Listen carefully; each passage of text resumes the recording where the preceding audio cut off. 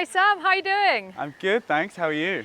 Yeah, good. Where are we right now? We are at Garden Studios, one of the many film and TV studios in and around North London. So what goes on here? Anything really, from filming commercials to TV to big feature films. Cool, what's your role here then? I'm an assistant location manager, which means I work with the locations team to scout the locations, get them ready for shooting, and then wrapping them up after we've filmed them. So did you need to study for this?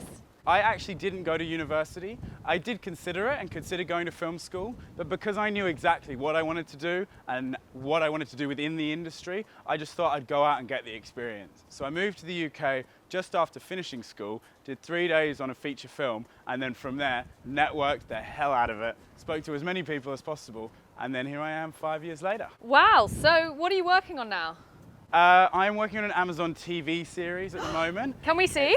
It's all a big secret. That's why we're actually not going inside, because they're filming in there right now. Oh, so what are you doing now then?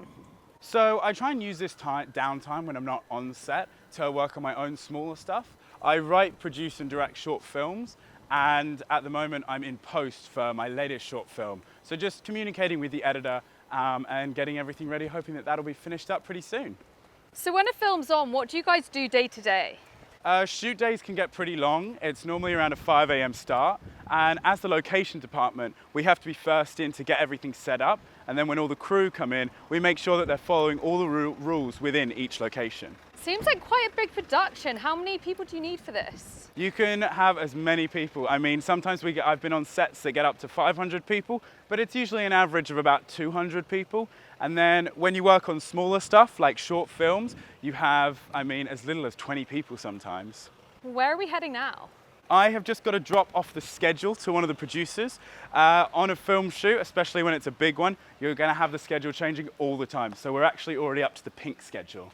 Oh God, sounds Hey, important. mate. Can you just give that to Debbie? So who else works here then? So in this warehouse, where they're not filming, they are building one of the sets that we're going to be shooting next week. So the way the set building works is they get all these metal, poles and skeletal bits together, and then they bring in the sets, the dressing, and they put that all on top of it.